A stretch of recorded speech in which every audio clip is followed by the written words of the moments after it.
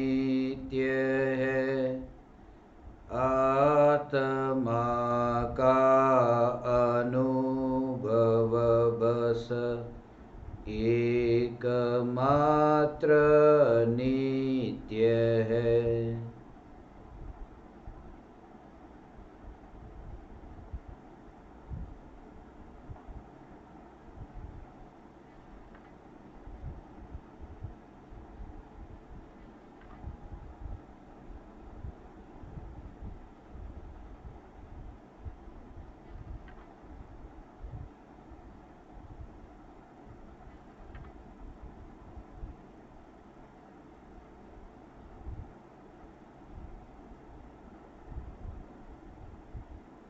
चैतन्य स्वभावी भगवान आत्मा अनादि अनंत शुद्ध चैतन्य मात्र है।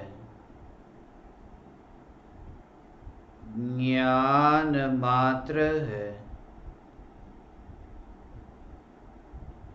मैं शुद्ध चैतन्य मात्र,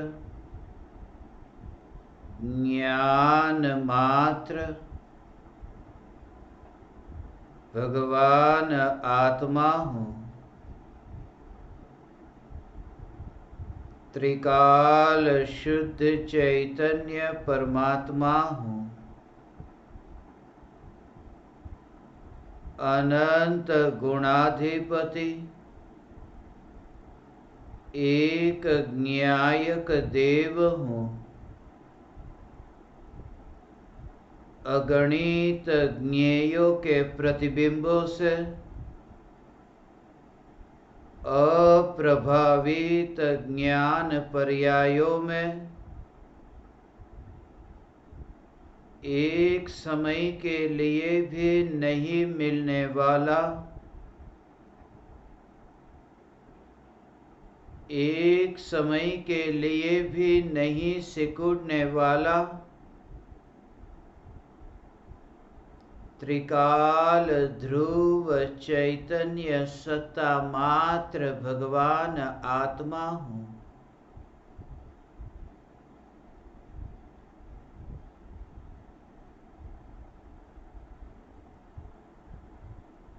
राख की दीवार के अनंत परमाणु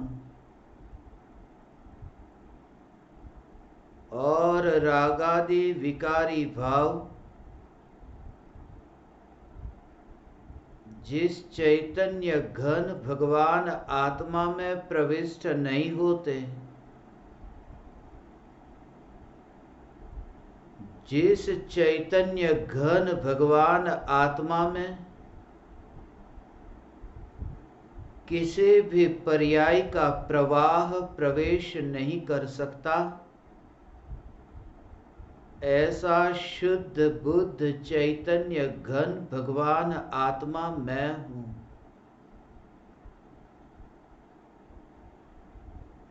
द्रव्य के जोर से, ध्रुव चैतन्य सत्ता के जोर से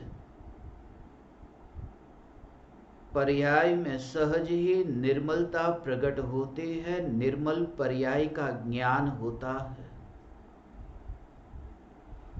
निर्मल पर्याय का प्रकट होना और प्रकट हुए निर्मल पर्याय का ज्ञान होना, ये सहज है, यह क्रमबद्ध है।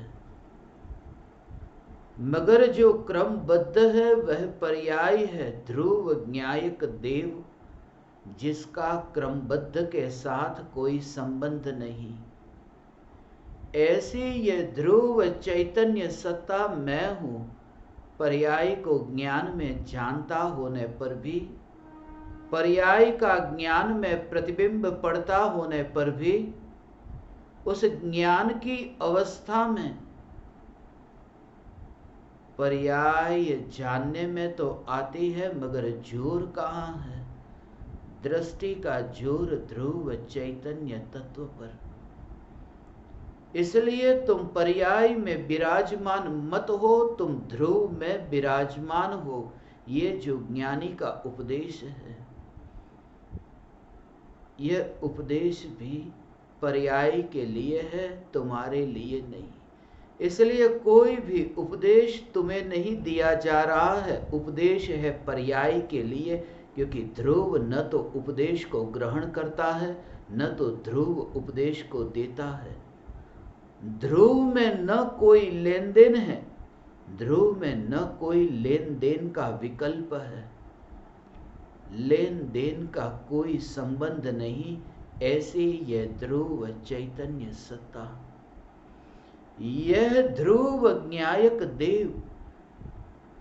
कहां है देह, कहां है विकल्प, कहां है ये पर्याय, कहां है ये जानने का प्रवाह? क्योंकि जिसकी और दृष्टि है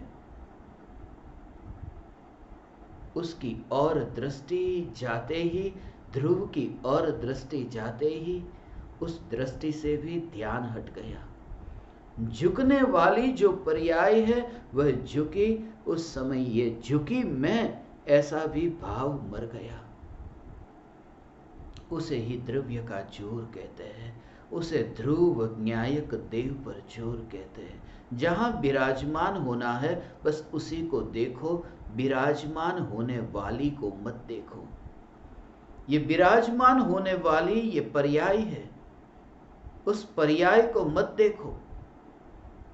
ये तो ऐसे ही है जैसे तुम कुर्सी पर विराजमान होते हो। जब तुम कुर्सी पर विराजमान होते हो उस समय तुम्हारा ध्यान किसकी ओर जाता है? तुम्हारे शरीर की ओर। जो शरीर वहां पर बैठने वाला है, शरीर का जो अंग कुर्सी को छूने वाला है, उसको तुमने आज तक पीछे मुड़कर देखा जो कुर्सी पर बैठने जा रहा है? कुर्सी पर बैठने जा रहा है, ये पूरा ज्ञान आपको है, मगर देखकर, ठीक तरह से देख करके बैठना। जब कोई कहे तब बैठने की क्रिया को नहीं, जिस जगह पर बैठा जा रहा है तुम उसे ही देखते हो। जब ये कहा कि स्वरूप में बैठो, तो स्वरूप में बैठने के लिए जब कहा तब उसको मत देखना जो स्वरूप में बैठती है, वह बैठने वाली पर्याय है। ध्रुव न्यायक देव पर दृष्टि करके पर्याय स्वरूप में विराजमान होती है और अनंत काल तक पर्याय स्वरूप में विराजमान रहती है। आश्रय ध्रुव न्यायक देव का वह जो आनंद है, वह आनंद भी आनंद की अवस्था के कारण नहीं, ध्रुव के जोर के कारण। ये ध्रुव न्यायक सत्ता के जोर के बल पर ये पर्याय में प्रति समय नई नई आनंद की लहर उठती है। ये अतीन्द्रिय आनंद का जो सागर उछलता है, यह अतीन्द्रिय आनंद का सागर, मगर तरंग की ओर तो ध्यान ही नहीं गया। उछला अतीन्द्रिय आनंद का सागर, डुबकी लगी। जैसे तुम पानी के गहराई में डुबकी लगाओ और ऊपर वह पानी उछले, उछलते पानी को देखने तुम जाते हो, वह पानी उछलेगा। तुमने पानी के अंदर छलांग लगाकर डुबकी लगाई है, वहां जो डुबकी लगाई कि पानी ऊपर उठेगा। स्वरूप में जब पर्याय डुबकी लगाती है तो अतीन्द्रिय आनंद का सागर उछलता है, मगर उछलते सागर को देखने वह बाहर नहीं आता। अतीन्द्रिय आनंद का उछलता सागर, मगर वह भी सहज रूप से ज्ञान में जानने में आता है। ये दृष्टि ध्रुव न्यायक देव पर ही टिकी रहती है। ये स्थिरता, ये लीनता, यह तल्लीनता, ये मस्ती चैतन्य तत्व की जिस गहराई में जाकर के, जिस स्वरूप में कहीं पर भी उछलना न हुआ, इतनी गहराई में गया कि जहां पर अब बाहर कहां जाना है, बाहर क्या देखना है, वह भी भाव न रहे, विकल्प ही न आए। एक बार भीतर गया फिर बाहर आए क्यों? बाहर आने का कारण तो तब हो कि सुख को पाना चाहे, वहां पाने की चाहना भी न रही, क्योंकि पाना हम उस चीज को चाहते हैं जो चीज हमारे पास नहीं है। इसलिए सम्यक दृष्टि ज्ञानी अनंत सुख को पाना नहीं चाहता, अनंत सुख को पाना नहीं चाहता। सम्यक दृष्टि ज्ञानी धर्मात्मा तो जिसकी दृष्टि उस आनंद स्वरूप पर है, जिस आनंद स्वरूप का न जन्म है न मरण है। इसलिए जो पर्याय में प्रकट होने वाला जो अनंत सुख है, उस सुख की और दृष्टि जाए कैसे? इसलिए तो केवल ज्ञान से दृष्टि हट जाती है। इसलिए तो केवल ज्ञान की भावना को जन्म और मरण की भावना कहा। सम्यक दृष्टि की रुचि ही मर गई केवल ज्ञान में से। जहां केवल ज्ञान में से रुचि मर जाए, फिर क्षयोपशम ज्ञान में रुचि कैसे रहे? क्योंकि कौन रुचि लेने जाए? रुचि लेने के लिए जाते वह तो पर्याय के प्रदेश, वह तो पर्याय है जो रुचि लेने जाए, मगर वह पर्याय तो ढली है न्यायक में, घुल मिल गई है, अभेद हो गई है। अब वो जाए तो जाए कहां? उसे तुम कैसे तुम वहां से अलग करो। अब वह तो अभेद हुई। इसलिए ज्ञानियों ने ये कहा कि पर्याय द्रव्य में ऐसी प्रसर जाती है, ऐसी फैल जाती है, जैसे नमक है वह पानी में ऐसे ही मिला और फिर घुल मिल गया, पता नहीं नमक किधर गया। ऐसी ही स्थिति है जैसे शक्कर को तुम पानी में मिलाओ और शक्कर पानी में घुल मिल जाए, फिर थोड़ी देर बाद तुम्हें कहे कि उस शक्कर को तुम लेकर के यहां पर लाओ, डिब्बे में लाओ। तुम कहो कि वह शक्कर कहां है? वह तो इतनी घुल मिल गई, पानी के साथ ऐसे घुल मिल गई कि शक्कर का अस्तित्व अलग से दिखाई ही नहीं देता। पर्याय द्रव्य के संग ऐसी अभेद हो जाए कि पर्याय को स्वयं का पर्यायपना अलग से दृष्टि में आए ही नहीं। ऐसा द्रव्य के साथ पर्याय का अभेद होना भगवान, पर्याय का त्रिकाली ध्रुव चैतन्य परमात्मा से ऐसा अभेद हो जाना। इसलिए तो वह चाहने कैसे चाहे केवल ज्ञान को, एक समय की केवल ज्ञान की पर्याय की चाहना करने जाए कैसे? क्योंकि पर्याय तो सर्वज्ञत्व शक्ति संपन्न भगवान आत्मा जो त्रिकाल सर्वज्ञ है, त्रिकाल सर्वज्ञ में ऐसी घुल मिल गई हो पर्याय, वो एक समय की सर्वज्ञ की पर्याय की चाहना करने के लिए उस आग में गिरने क्यों जाए? वह निर्विकल्प अनुभूति है, एक समय की निर्विकल्प अनुभूति।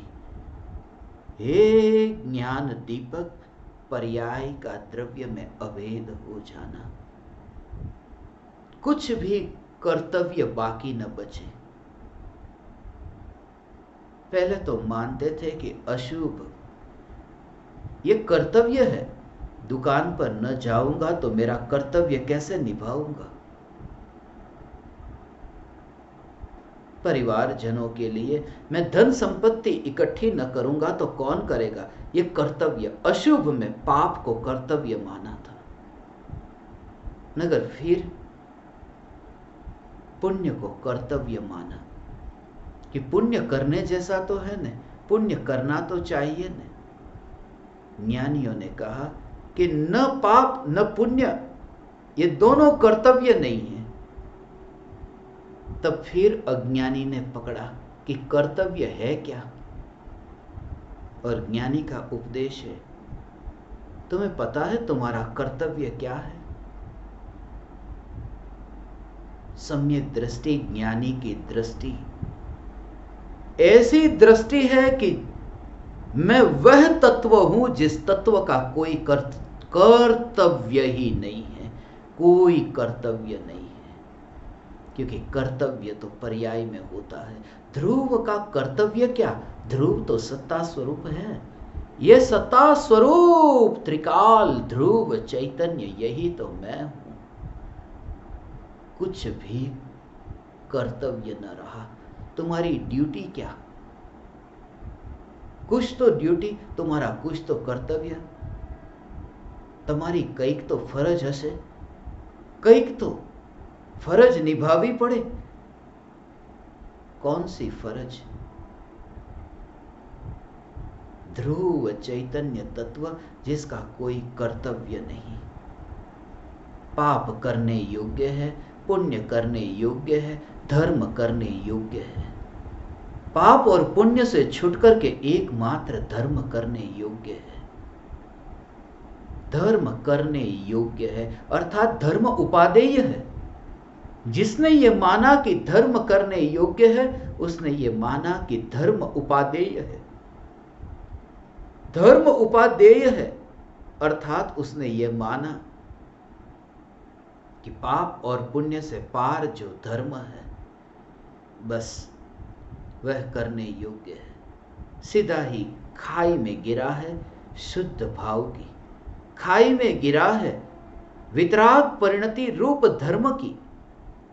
वो पर्याय की खाई में गिरा, उसने पर्याय को उपादेय माना। कैसे भी करके उसने पर्याय को उपादेय मान लिया। अशुभ नहीं, शुभ नहीं, मगर धर्म रूप वितराग परिणति उपादेय है।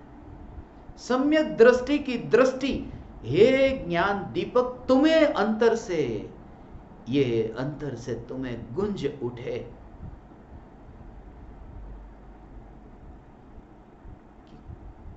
कुछ भी उपादेय नहीं, कुछ भी उपादेय नहीं, हेय नहीं, उपादेय नहीं, सर्वथा उपादेय नहीं। उपादेय है तो एक ही, परम उपादेय है तो एक ही। कौन? एक ही परम उपादेय है, त्रिकाली ध्रुव चैतन्य तत्व, मगर मेरे लिए नहीं, वह भी पर्याय के लिए। पर्याय के लिए त्रिकाली ध्रुव उपादेय हो तो हो, मगर मेरे लिए तो कुछ भी उपादेय नहीं, कुछ भी है ही नहीं। मैं तो ध्रुव सत्ता स्वरूप चैतन्य तत्व हूं। ऐसी ध्रुवता की और दृष्टि, और बार बार जब ये तुम चैतन्य की पुकार सुनो, तुम्हारा अंतर आत्मा ये स्वीकार कैसे नहीं करता? करे तो आश्चर्य नहीं होता, नहीं करे तो लगता है कि ये क्यों। हे ज्ञान दीपक, तुम्हें अंतर से ये स्वीकार भाव क्यों नहीं आता? इतना सुनने के बावजूद भी क्यों नहीं आता स्वीकार भाव? क्योंकि सुनने के बावजूद स्वीकार भाव का कोई संबंध ही नहीं। जब तक तुम्हें पर्याय मात्र में एकत्व करना दुख न लगे, जब तक तुम्हें पर्याय में अस्तित्व मानना दुख न लगे, तब तक उपयोग अंतर्मुख हो ही नहीं सकता, निर्विकल्प शुद्धोपयोग हो ही नहीं सकता। सब कुछ तो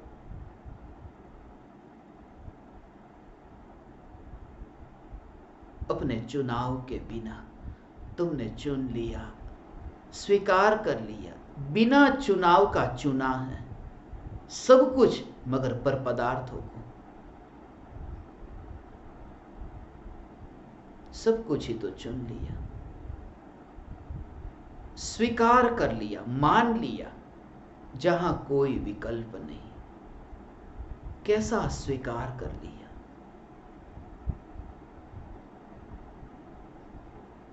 मान लिया। तुमने अपने मां बाप का चुनाव किया, मगर बचपन से लेकर के आज तक तुम मान रहे हो ना, ये मेरी मां, ये मेरा बाप। तुमने बचपन से लेकर के ये स्वीकार तो कर ही लिया, ये मेरा भाई, ये मेरी बहन। तुमने ये स्वीकार कर लिया, कोई चुनाव नहीं था कि किस बेटे को मैं बेटे के रूप में चुनूं, मगर ये मेरा बेटा, ये मान लिया। और किसी ने सिखाया नहीं था, ये मान लिया कि ये मेरा बेटा है, ये मेरी बेटी है, किसी ने सिखाया नहीं। चमड़ी के रंग के बारे में तुमने कभी चुनाव किया था कि कौन से रंग की चमड़ी? तुम्हारे हाथ में ही क्या? कौन से रंग की चमड़ी को मैं चुनूं? मगर जो भी चमड़ी मिली, स्वीकार किया कि मैं मनुष्य, मैं गोरा, मैं काला, मैं पुरुष, मैं स्त्री, बिना चुनाव किए, कुछ भी किए बिना मान लिया कि हाँ, यह मैं, यह मेरा, जिसमें कोई विकल्प ही नहीं था। सब कुछ तो मान लिया। कितनी भी चाहना करे कि काली चमड़ी गोरी चमड़ी हो जाए, मगर होती नहीं, तो भी प्रयास करते हैं, मगर जैसी भी है बस मेरी है, ये मान्यता। अफ्रीका के देशों में ऐसा हुआ है। कोंगो, रुवांडा, नामीबिया, नाइजीरिया, घाना, युगांडा, बुरुंडी, ऐसे ऐसे देशों में जहां पर ऐसे निर्धन लोग हैं जिनके पास में सुविधा नहीं, खाने के लिए धन नहीं, तो नहाने के लिए साबुन कैसे मिले। जब मैं उन देशों में जाता और उनके लोगों के लिए जब साबुन लेकर के जाता, बिल्कुल काली चमड़ी, अंधेरे में भी चेहरा दिखाई न दे कि कोई खड़ा है, काली चमड़ी वाला, हंसे तो सिर्फ दांत दिखाई दे, ऐसी काली चमड़ी वाला चाहता है कि यह चमड़ी गोरी हो जाए। उनको जब साबुन दिया, कितना ही साबुन लगाए मगर चमड़ी गोरी नहीं होती। उन्होंने एक इंतजाम किया कि जैसे ही वो साबुन लगाए फिर पानी डालना बंद कर दिया, और साबुन डाल करके लगाया पूरे शरीर पर साबुन, पानी डाला ही नहीं, वो पूरा शरीर अब गोरा गोरा जैसा दिखता है। ऐसे ही वो घर से बाहर निकलते हैं। आज ऐसे लोग हैं कोंगो में जो घर के बाहर ऐसे ही निकलते हैं, पानी डाले बिना, कि कैसे भी करके इस बहाने भी थोड़े गोरे दिखाई दे। अपने हाथ में ही नहीं कि चमड़ी को मैं गोरी बनाऊं, मगर फिर भी ये चमड़ी मेरी है, ये मान्यता। जिसको चुना नहीं है फिर भी मान करके रखा कि ये मेरा। भारत देश में पैदा होने के लिए क्या किया था?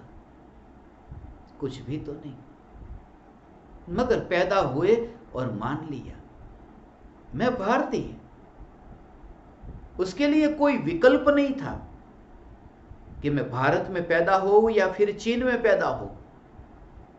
चुन लिया कि हाँ, बस जो मिला वो मंजूर है। मैं भारतीय हूं, मैं बांग्लादेशी हूं, मैं पाकिस्तानी हूं। पूरी पृथ्वी पर यही तो है, जहां पैदा हुआ बस यही। और मान लिया, मेरे हाथ में चुनाव नहीं, सिलेक्शन नहीं था, फिर भी मान लिया। बाकी सब बातों को तो छोड़ दो। जिस नाम को लेकर के जन्म से लेकर मृत्यु तक तुम घूमते फिरते रहते हो, वह नाम भी तुमने नहीं चुना, वह भी तुम्हारी बुआ ने, तुम्हारे रिश्तेदारों ने चुना होगा। तुम्हारे हाथ में वह भी नहीं था कि तुम्हारा नाम क्या रखा जाए। फिर भी जीवन भर की यह मान्यता कि यह नाम मैं हूं।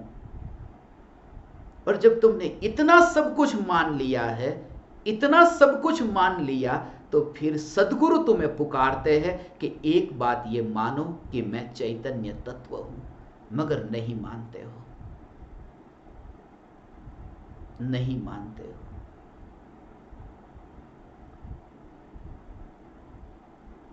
इससे मैं आनंदित हूं। नहीं मानते हो इस बात से मैं आनंदित हूं, क्योंकि नहीं मानते हो इससे तुम कम से कम प्रामाणिक तो हो कि दूसरों की बात मान करके हम स्वीकार नहीं करेंगे, क्योंकि यह धर्म तो है स्वयं के निर्णय से, स्वयं के निश्चय से, स्वयं के अनुभव से स्वीकार हो ऐसा।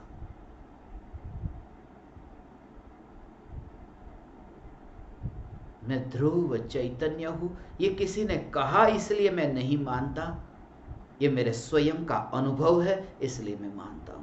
क्योंकि मैं पर्याय के बहते प्रवाह को कहीं पर भी मिलता हुआ देखता नहीं हूं, अपने में मिलता हुआ देखता नहीं हूं, इसलिए मैं मानता हूं। और इसी वजह से कोई पराया अपने वाक्यों को बदल दे, अपने उद्बोधन को बदल दे, तो भी मैं आज वही मानूंगा जो पहले मानता था कि मैं ध्रुव चैतन्य हूं।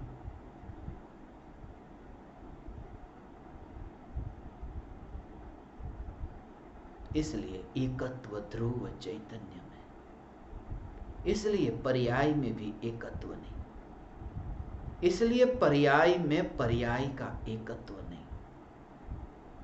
ध्रुव चैतन्य में एकत्व। हे ज्ञान दीपक, ध्रुव चैतन्य में एकत्व।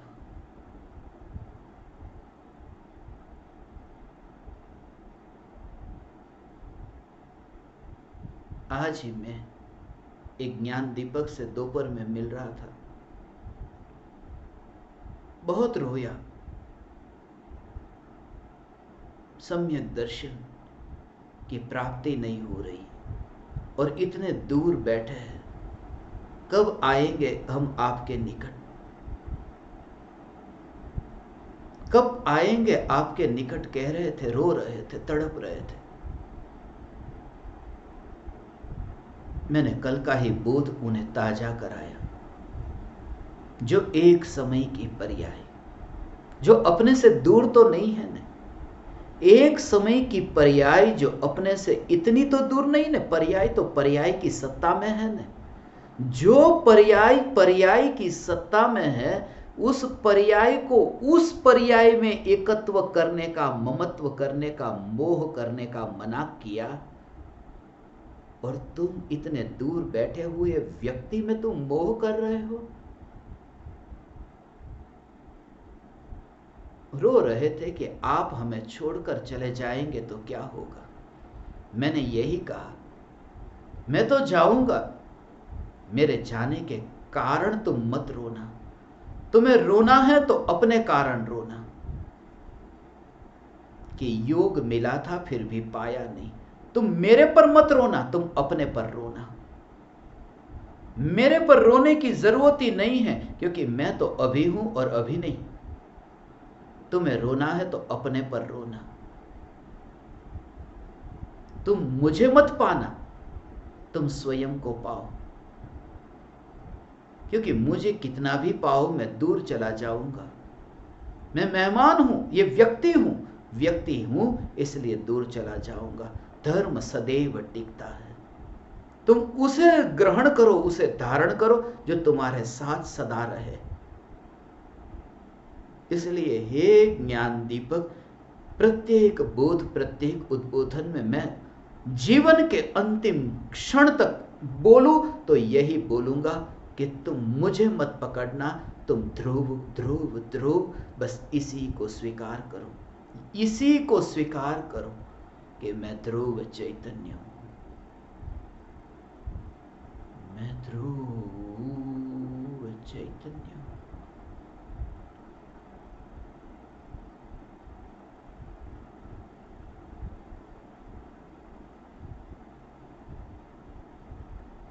वहां पर तुम मौन को उपलब्ध होते हो, वहां फिर वाणी नहीं होती, क्योंकि कोई पराया नहीं होता। घर में यदि कोई नहीं है तो तुम्हें बोलने की जरूरत नहीं पड़ती।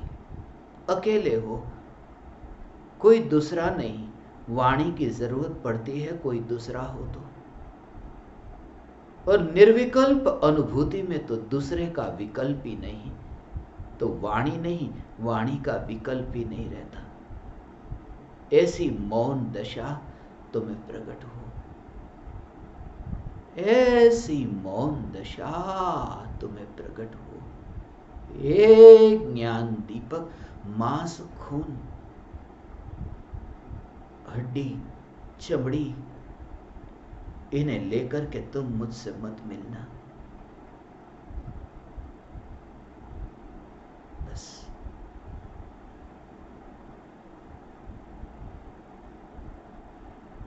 एकमात्र ध्रुव सत्ता, एकमात्र ध्रुव सत्ता। जैसे मंदिर में तुम प्रवेश करते हो और चप्पल को, जूते को तुम मंदिर के बाहर ही छोड़ देते हो। परमात्मा के दर्शन करने हैं, जूते को वहां लेकर के अंदर नहीं जाते। इतनी तो तुम्हें समझ है। तो जो पर्याय द्रव्य के दर्शन करना चाहे, वह पर्याय चमड़े को लेकर के भीतर में परमात्मा के दर्शन करने कैसे जाए। पत्थर की प्रतिमा के दर्शन करने के लिए यदि तुम जाओ तो भी तुम रबर की चप्पल को बाहर उतार कर जाते हो और साक्षात चैतन्य मूर्ति के दर्शन के लिए ये चमड़े को, साक्षात चमड़े को, मांस को, खून को साथ में लेकर के जाना चाहते हो, वो दर्शन होगा कैसे?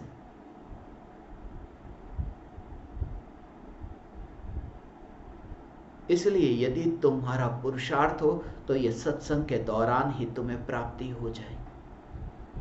यदि तुम मेरे बोलने के साथ साथ जो मैं अंदर में अनुभव करता हूं वह तुम अनुभव करो, तो तुम्हें अभी सुनते सुनते सुनने से ध्यान हट जाए और उपयोग अंतर्मुख हो जाए। ये शरीर के परमाणु से तुम्हारी ऐसी जो तादात्म्य बुद्धि है, तन्मयता है, वह तन्मयता बिछुड़ जाए और तुम अपने को अलग अनुभव करो।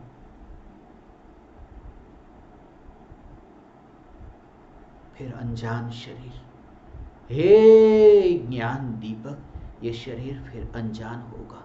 वहां फिर कोई अंग नहीं, उपांग नहीं, वहां कोई देह नहीं, क्योंकि यहां तो कोई पराया देव नहीं, तो देह कैसा?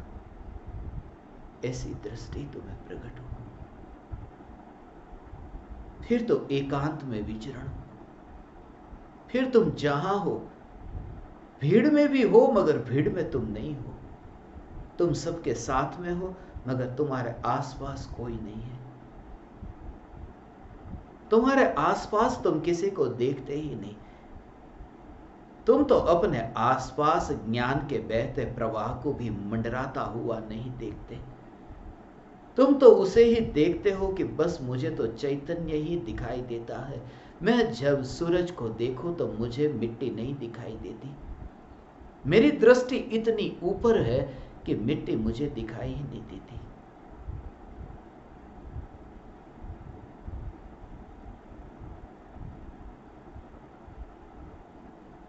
ध्रुव चैतन्य को देखो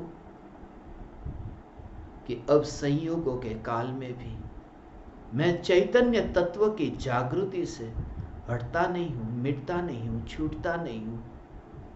सब कुछ चला जाए तो चले जाने देना। घर में यदि चोर आ जाए और धन संपत्ति वैभव को चुरा कर ले जाए, चोरी करे,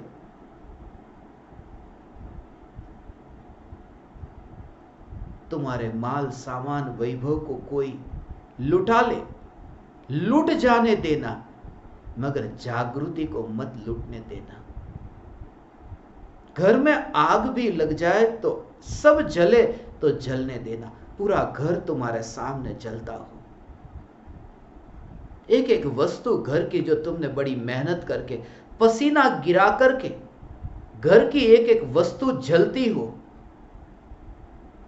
जिन्होंने शून्य में से सर्जन किया, ऐसे लोगों को मैं मिला हूं। मुंबई की कमाई करके गांव में से आए थे, लोटा और डोरी लेकर के, उनको ही मैंने ये बात बताई, ये जो शून्य में से आपने सर्जन किया, उसका यदि विसर्जन होता हो, वह सब जलता हो, उसे जलने देना, मगर जागृति को मत जलने देना। आत्म जागृति न चले।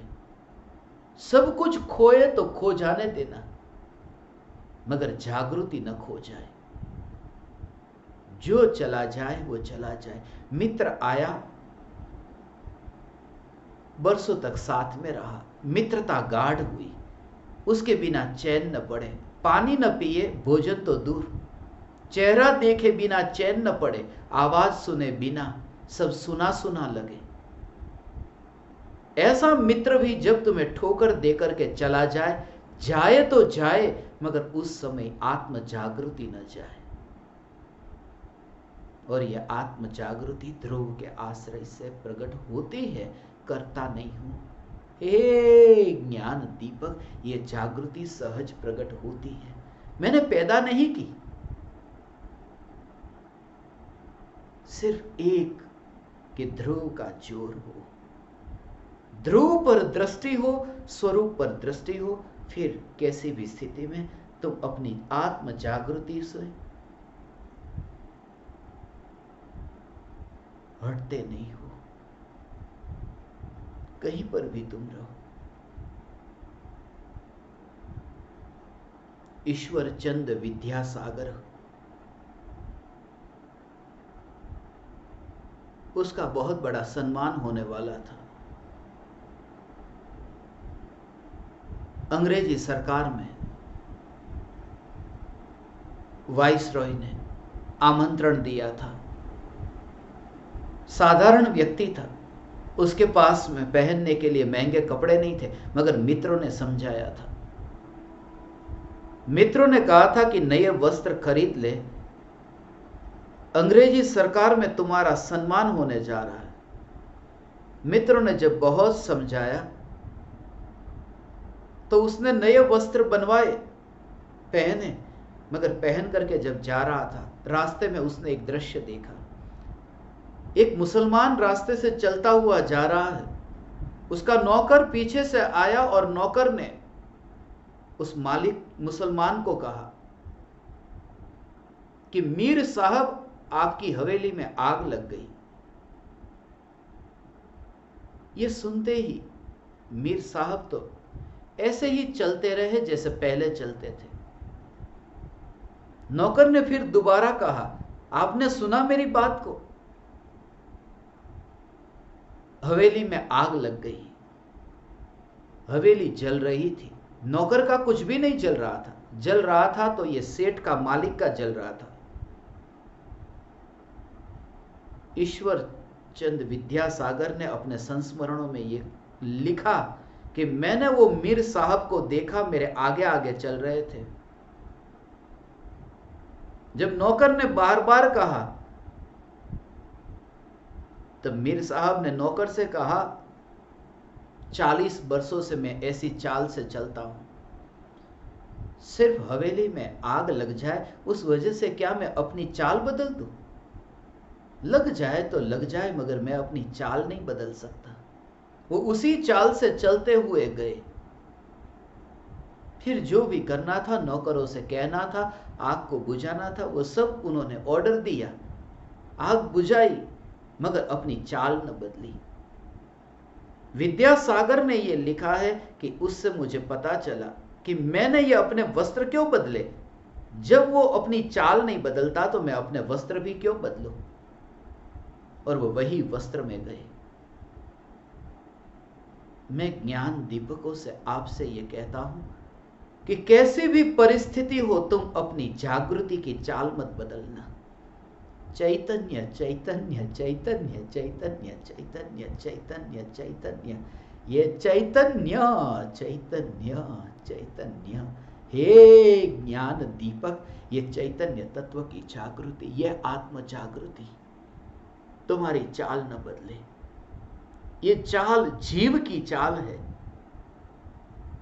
आत्म जागृति ये जीव की चाल है। तुम्हें यदि चलना आता हो तो चलो, मगर अपनी चाल न बदलो।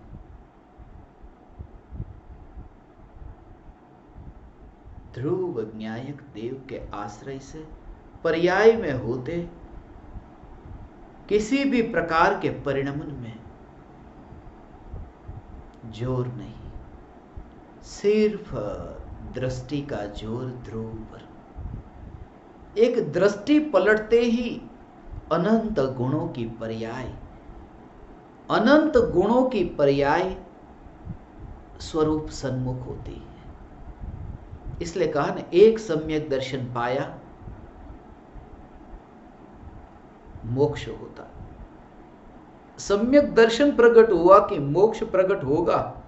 अनंत गुणों की पर्याय, अनंत गुणों की पर्याय शुद्ध होगी एक दृष्टि पलटते ही। एक न्यायक देव की और दृष्टि गई कि अब बाकी गुणों की पर्याय के परिणमन के लिए कुछ करना नहीं पड़ा, सब सहज, क्योंकि कर्तृत्व का भाव मिट जाने का नाम दृष्टि का पलटना है।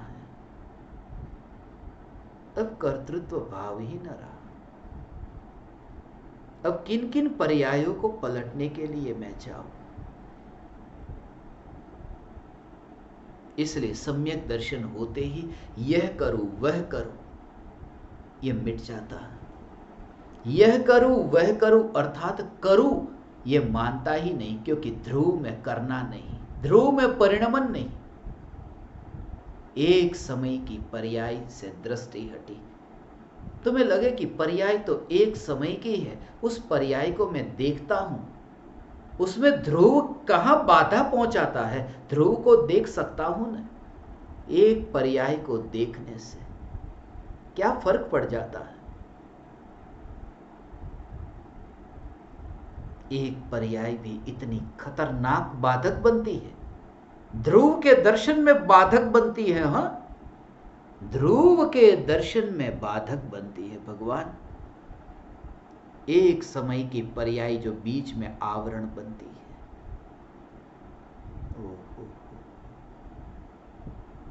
ऐसा जो ध्रुव चैतन्य तत्व राग का विकल्प आत्मा में उत्पन्न हुआ और दृष्टि में ये विकल्प आया, राग का विकल्प दृष्टि में आया कि ध्रुव का दर्शन नहीं होता।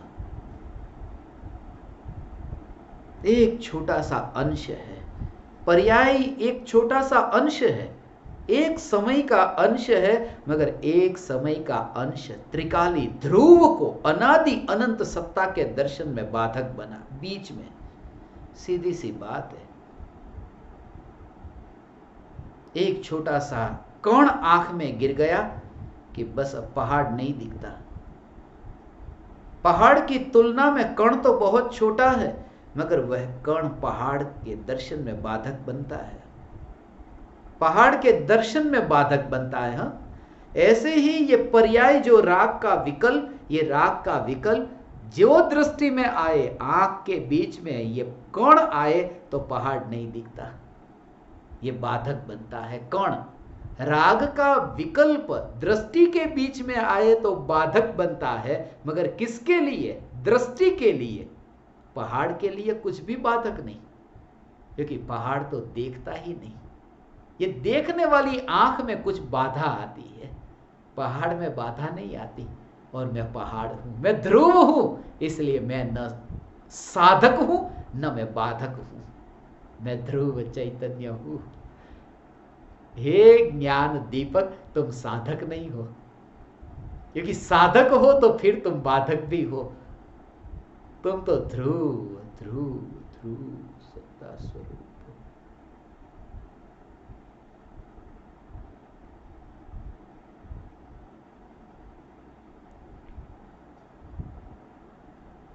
दृष्टि में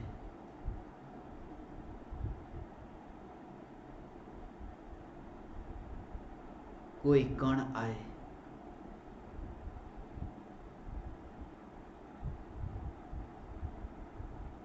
यह भी कहने की बात है। दृष्टि में कण नहीं आता,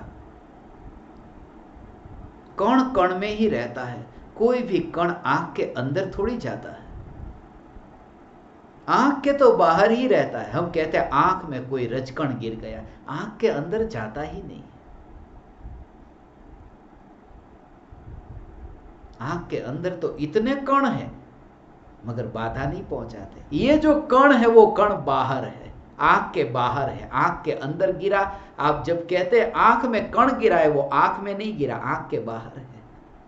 ये जो श्रद्धा गुण की पर्याय, वो जो दृष्टि है, दृष्टि में राग गया ही नहीं है, दृष्टि में राग नहीं गया है, राग तो बाहर ही है। जैसे कण आंख के अंदर नहीं है, ऐसे ही दृष्टि के अंदर राग नहीं है।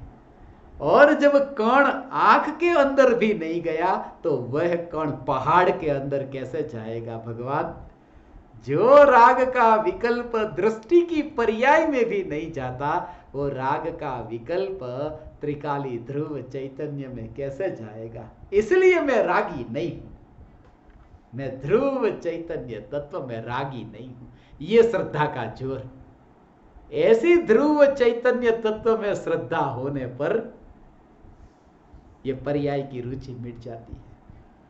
अब तक जो ज्ञान की पर्याय में प्रतिबिंबित होता था, वो ज्ञेय की रुचि थी। अब ज्ञान की पर्याय ये देखो जानती है, जानने जानने जानने रूप परिणमित होती, मगर उसका रस मिट गया। ये तो रचना हुई ना, ज्ञान की रचना होती है। मगर ज्ञान की रचना पर जोर नहीं है। ये ज्ञान की रचना का आधार क्या है? ये रचना का आधार, मूल जो बेस है वो कौन है? वो ध्रुव सत्ता है। वही नहीं तो ये पर्याय होती कहां से?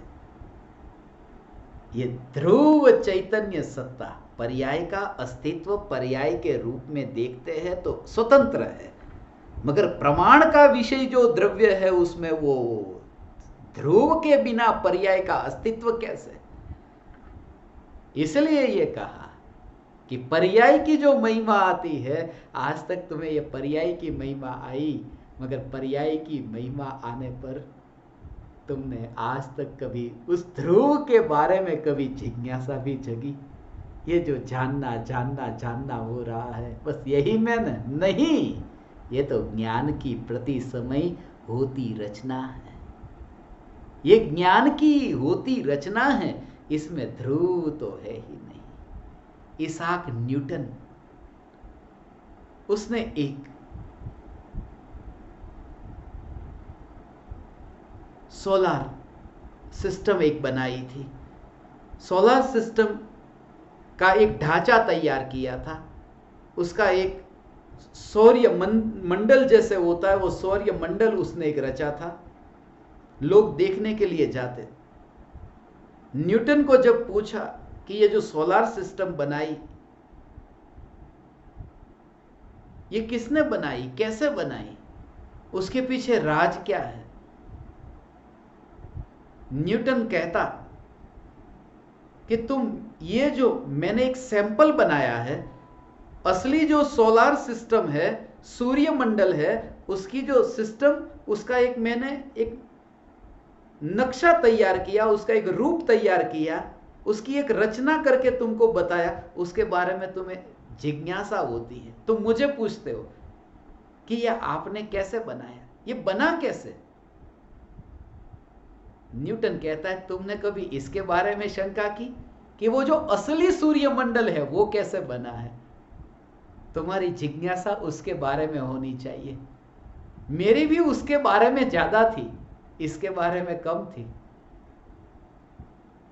सूर्य मंडल का ढांचा, ये रचना, ज्ञान की एक समय की पर्याय में जो रचना होती है वो एक समय का अंश है, वो तो एक झलक है।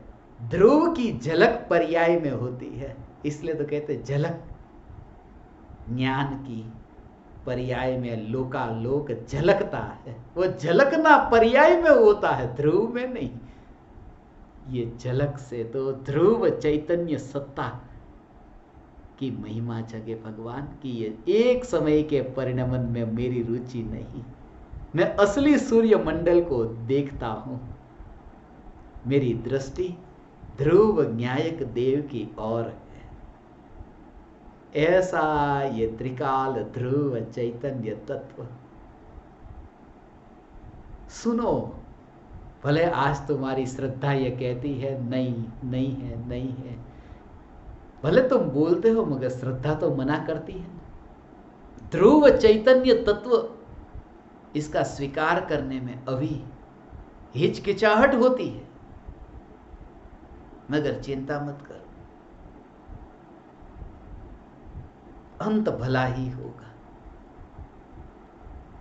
इसलिए मैंने कल वचन दिया, कल के सत्संग का टाइटल ही मैंने रखा है, सम्यक दर्शन हेतु संपर्क करें। YouTube पर आएगा, सम्यक दर्शन हेतु संपर्क करें, और उसमें इंडिकेशन बताया कॉन्टैक्ट नंबर जैसा, उंगली के इशारे से बताया सम्यक दर्शन हेतु संपर्क करें। कौन सा नंबर लिखा होगा आपको पता है? आस कुमराला का, ध्रुव न्यायक देव सम्यक दर्शन हेतु संपर्क करें। ध्रुव न्यायक देव का संपर्क करें, चैतन्य तत्व का संपर्क करें। आज शुरुआत हुई है, तुम निराश नहीं होगे, नहीं होगे, नहीं होगे। सम्यक दर्शन होगा, सम्यक दर्शन होगा। एक जर्मन विचारक हुआ, इमैनुअल कांट, वो भी भगवान में मानता ही नहीं था, भगवान पर उसकी श्रद्धा नहीं। उसने एक बुक लिखी है, क्रिटिक ऑफ प्योर रीजन। उसने उसमें 856 पन्ने लिखे। 856 पेज की जो किताब लिखता है, और पूरी किताब में उसने यही सिद्ध करने का प्रयास किया कि भगवान नहीं होते, ईश्वर है ही नहीं। आखिरी पन्ना जब वो लिख रहा था, उसका नौकर उसे चाय देने गया। बाहर खुले आकाश के नीचे वो बैठा था, तारे को, चांद को देखता था, रात का समय था। नौकर ने चाय का प्याला दिया, मगर वो ऊपर देखने में इतना मस्त था। उसने अंत में 856 पेज लिखे, उसमें अंत में उसने लिखा, पूरी बुक में उसने लिखा कि ईश्वर नहीं है, भगवान नहीं है। और अंत में उस रचना को देख करके अंत में लिखा कि ये रचना देख करके ऐसा लगता है ईश्वर हो भी सकता है, ऐसा ईश्वर हो भी सकता है। मगर एक हकार तो आया, हो सकता है, हो भी सकता है। मैं ये कहता हूं, तुम्हें जो ये हकार आता है कि मैं ध्रुव हूं, तुम हो सकता है नहीं, तो अनुभूति होगी होगी और होगी। अंतिम पन्ने पर तो वही अनुभूति होगी, अंत वह होगा, तुम्हें अनुभूति होगी। फिक्र मत करना, एक तुम्हारी दृष्टि पलट जाए, अनंत गुणों की पर्याय स्वरूप सन्मुख होती है, एक दृष्टि पलटे। इसलिए एक में सब, जैसे कहते हैं ना, हाथी के एक पैर में सब पैर समा जाते हैं, एक दृष्टि में अनंत गुणों का परिणमन समा जाता है। तुम्हारा मोक्ष हो गया, इसलिए तो दृष्टि मुक्त कहा। यहां पर वो गणित नहीं चलता जो बच्चों को पढ़ाया जाता है, 1 और 1 2 नहीं, 1 से 2 बड़े हैं, 2 से 3 बड़े, 3 से 4, 4 से 5, ये सब बड़े बड़े बड़े, ये नहीं चलता। यहां का गणित कुछ और है। चेस खेलते हैं ना, उसमें राजा भी है, वजीर भी है, 64, मगर 64 में सबसे ज्यादा एक राजा मर गया कि बस गेम खत्म हो गया। 1 is greater than 64। वो एक की महिमा 64 से ज्यादा, वह एक है तो सब है। और पेड़ के पत्ते कितने, हजारों पत्ते, मगर हजारों पत्ते होने पर भी एक जड़ में यदि तुमने पानी पिलाया तो वो जो जड़ है, 1 is greater than million। वो कितना है, एक ही जड़ है, मगर वो लाखों पत्ते को इकट्ठा करो तो भी वो जड़ की जो महिमा है, वो महिमा लाखों पत्ते से भी नहीं नापी जा सकती। इसलिए सम्यक दर्शन को जड़ कहा, ये दृष्टि को जड़ कहा। तुम्हें सम्यक दर्शन होगा होगा होगा और होगा, होगा, सम्यक दर्शन होगा। सम्यक दर्शन नहीं होगा तो और होगा क्या, क्योंकि मिथ्या दर्शन के बाद तो सम्यक दर्शन ही होता है, और कुछ होता ही नहीं है। यदि सम्यक दर्शन नहीं होगा तो क्या होगा, तुम्हें सम्यक दर्शन होगा। तुम्हारा अंतर का बल, तुम्हारा मनोबल इतना दृढ़ हो, संकल्प इतना हो कि बस देह छूटने से पहले सम्यक दर्शन होगा। सम्यक दर्शन के बिना देह मत छोड़ना। सम्यक दर्शन के बिना देह, मौत भी आए तो जाता नहीं है। अभी ध्रुव को देखना बाकी है, उधर ही ठहर जा, अभी मेरा काम अधूरा है। वैसे मौत ठहरती नहीं है। मैं ये कहता हूं उसे ठहराना न पड़े, ऐसा तुम कुछ कर लो, ऐसा कुछ करो भगवान। मैं ध्रुव चैतन्य तत्व, ध्रुव चैतन्य तत्व, ध्रुव ध्रुव ध्रुव चैतन्य तत्व। एक में सब समा गया। दृष्टि पलट गई कि बस अलेक्जेंडर द ग्रेट, सिकंदर जब जग को जीतने के लिए निकला था ना, पूरी सेना के साथ, जब वो ग्रीस से निकला, सबसे पहले वो इजिप्ट गया। इजिप्ट में उसने इजिप्ट की जो स्त्रियां थी, औरतें, अपना जो सैन्य था उसमें आधा सैन्य तो इजिप्ट की जो औरत थी उनके साथ शादी करा दी। पहला काम उसने ये किया। बहुत बुद्धिमान था, तर्क थी, युक्ति। और फिर वो जितनी भी औरतों के साथ में अपना आधा सैन्य जिनकी शादी कराई, उन औरतों के भाइयों को अपनी सेना में ले लिया। फिर वो वहां इजिप्ट से निकला, पर्शिया तक पहुंचा, पर्शिया से फिर भारत तक आया, इतने देशों को जीतता जीतता, मगर जब वो वापस जा रहा था, सेना पूरी थक गई थी और बीच में एक किला था, उस किले को जीतना था। मगर उस किले पर चढ़े कौन? सब थक गए थे, कोई चढ़ने को तैयार नहीं, चल ही न सके। सिकंदर यदि गिनती करता कि अब मैं इसमें से किन को उस किले के ऊपर चढ़ने के लिए कहूं, किसी में ताकत नहीं, अब जाए तो जाए कैसे? अकेला सिकंदर, गणित से विचार नहीं किया, खुद अकेला। उसके अंदर क्या जोश आया कि वो भागा और खुद अकेला अकेला किले के ऊपर चढ़ा आक्रमण के लिए। सिकंदर को चढ़ता हुआ देख करके पूरी सेना में ऐसा जोश आ गया, पूरी सेना भी चढ़ी। अंत जो हुआ सो हुआ, सिकंदर तड़पते तड़पते मरा। मगर मैं ये कहता हूं कि उसने गणित से हिसाब नहीं किया कि कितने मेरे साथ में हैं। अनंत गुणों की पर्याय है, वो तुम्हें साथ अभी दे या न दे फिक्र मत करना। दृष्टि, एक दृष्टि ध्रुव पर, बस अनंत गुणों की पर्याय अंतर्मुख हुए बिना नहीं रहती। श्रद्धा हुई कि सब अंदर समा गया। ध्रुव चैतन्य तत्व में श्रद्धा, और ये होगी। ये श्रद्धा अब पर की गुलाम न होगी, देह की गुलाम न होगी। भले आत्मा मानता है कि मैं देह का मालिक हूं, मालिक नहीं है, अभी तो गुलाम है। लगता है ये शरीर किसका? मेरा। ये शरीर किसका? मेरा। शरीर का मालिक कौन है? मैं। शरीर का मालिक मैं हूं या शरीर का गुलाम मैं हूं? ये लोग जो कुत्ते पालने वाले लोग हैं, अपने घर में खाने को पैसे नहीं और कुत्ता पाल कर रखते, खुद के खाने के पैसे नहीं।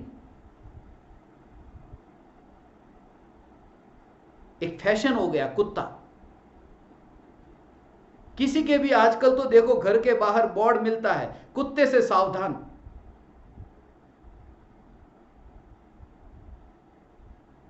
राजस्थान और गुजरात में तो मैं बहुत पढ़ता था, कुतरा थी सावधान। और एक बार एक घर में मैं गया था, वहां बाहर इतना बड़ा बोर्ड है, कुत्ते से सावधान। जैसे ही मैं वहां गया, थोड़ा इधर उधर देखा दरवाजे से, कुत्ता दिखा तो नहीं। मैंने फिर वो भाई साहब को बोला कि कुत्ता हो तो बांध देना, कहां है कुत्ता? उन्होंने कहा कोई कुत्ता नहीं, मैं ही हूं घर में। मगर बाहर बोर्ड होता ही नहीं ज्यादातर लोगों के घर में, मगर बाहर बोर्ड लगाया है। उस कुत्ते को पाल करके निकलते हैं, रास्ते पर कुत्ते को पाल करके निकलते हैं घुमाने के लिए। कौन है मालिक? हमेशा देखना, कुत्ता चलता है आगे और मालिक चलता है पीछे। मालिक तो कुत्ता है, सेठ तो पीछे पीछे चल रहा है कुत्ते के पीछे। कुत्ता जिधर जाएगा मालिक उसके पीछे जाएगा। कुत्ता रुक जाएगा तो मालिक भी रुक जाएगा। रास्ते में कोई मिलेगा कि कैसे हो, और कुत्ता आगे भागता हो, मित्र को कहेंगे कल बात करते हैं, ये कुत्ता अभी रुकता ही नहीं है। तुम बोलो कुत्ते को भौंकने के लिए, कुत्ता भौंकता नहीं है, मगर कुत्ता जब भौंकता है तब तुम चुप हो जाते हो कि अभी बात नहीं हो सकती, कुत्ते इतने भौंक रहे। फिर भी मान करके बैठे कि मैंने कुत्ते को पाला। कुत्ते का गुलाम है, मालिक नहीं। ये देह के गुलाम है, ये देह के मालिक नहीं है। तुम मालिक बनो। किसके?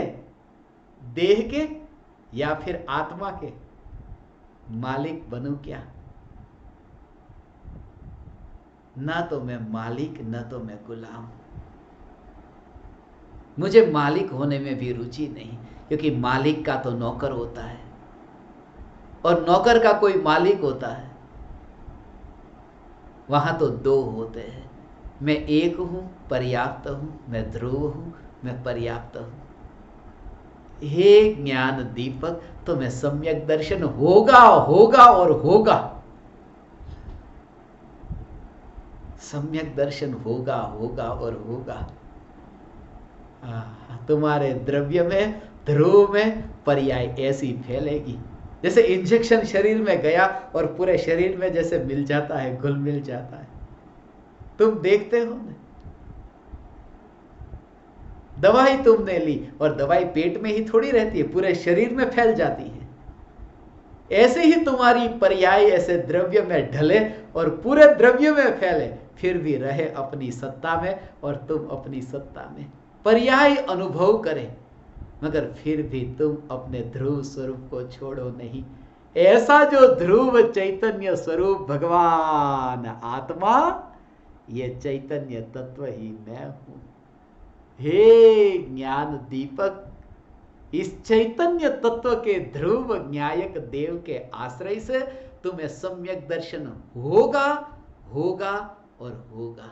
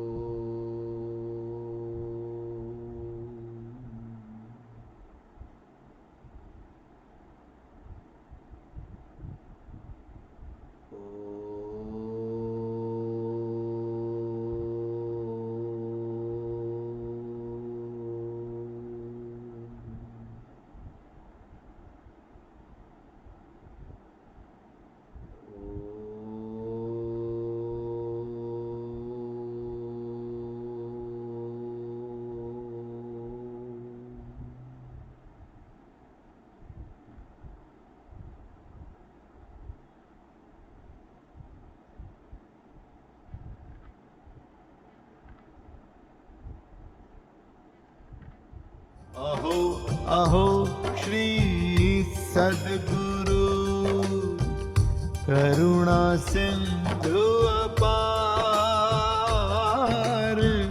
इस पामर पर प्रभु किया अहो अहो उपकार, अहो अहो